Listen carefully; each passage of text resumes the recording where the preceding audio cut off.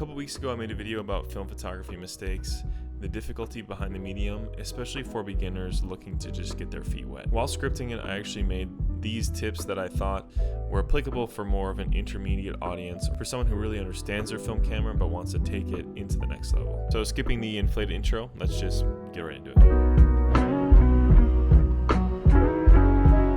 First up is understanding which film stock fits in where. For both 35mm and medium format, there are a wide array of film types available to choose from. C41 is your most common and most forgiving and common type of film, with Portra, Ektar, Pro 400H, and many others falling under this category.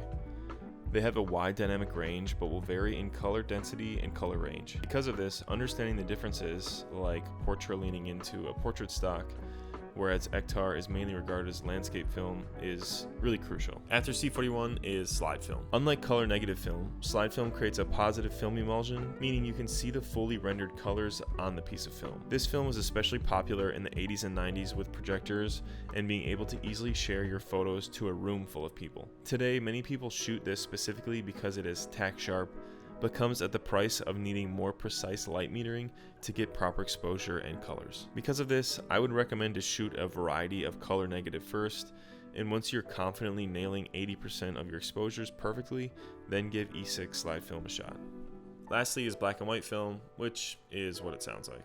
While I tend to favor color film, black and white provides a sense of timelessness and can give powerful meaning to greatly composed photos. I think a lot about Ansel Adams in this case. When I go out to take landscape photos, I have a tough time wanting to compromise the beautiful colors by shooting black and white. But when I see any of his photos, there's a heightened sense of value because of the simplicity yet complex nature of the photos. I think on top of that, using color can be an easy tool to use when creating compositions, so limiting yourself to having to rely on your other skill set will strengthen your skill range undoubtedly. Next is understanding your camera's strengths and weaknesses. Understand the ergonomics. Each camera is different in size, weight, shape, etc. Bringing your largest camera on a 15-mile hike in the mountains might not be the best idea, but I won't tell you how to live. Understand closest focus distance. This means each camera has a different minimum focus distance, and no matter what you do other than swapping lenses, you won't be able to focus any closer or force macro shots. For my favorite camera, the Mamiya 7, its closest focusing distance is about 1 meter.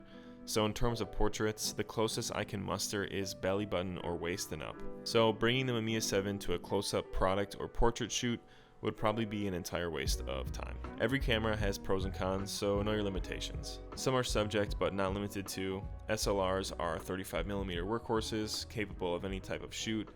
Point and shoots are great informal lifestyle cameras. Larger studio-friendly medium format cameras like an RB67 should probably stay in the studio.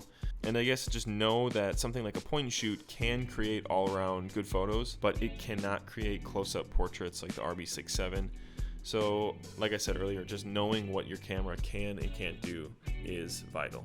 Up next is having good judgment, or just knowing when to shoot. Because of the priciness of film, knowing what shot is worthwhile is invaluable. Likewise, only taking one photo of a really great scene to get the film back and have the composition be slightly off, or wish you'd taken a couple more variety of shots, is just as bad. Now, there's not really a hard and fast rule to understand here, but just being mindful of what compositions are worth getting an extra shot of, or getting an extra wide shot of for context, can be the difference maker when getting a roll back. Hell, when I was in Maine for a few weeks back, I shot a whole medium format roll in the span of probably 2 to 3 minutes in one location. When the lighting's good, the lighting's good. On the other end of the spectrum, I've had times where I've had photos months apart from a roll that I got developed because I was being so selective with the shots.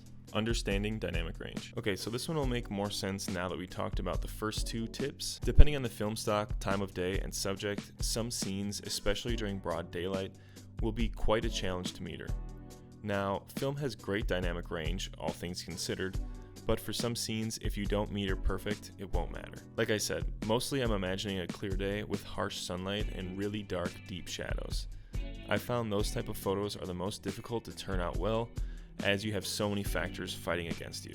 And last up, not everything is cool just because it's shot on film. I've seen this trend on Instagram or Instagram Reels where someone shows a brief clip of their camera, followed by a slew of boring film photos, but aesthetic. I'm not really sure what else to say here. The camera and film can only do so much heavy lifting.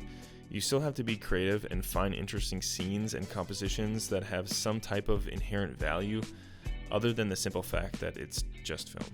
I guess what I'm trying to say is film won't make a poorly lit, boring scene interesting, wonderful, and unique somehow. Alright, so that's going to do it for the list of tips I got for this one, guys.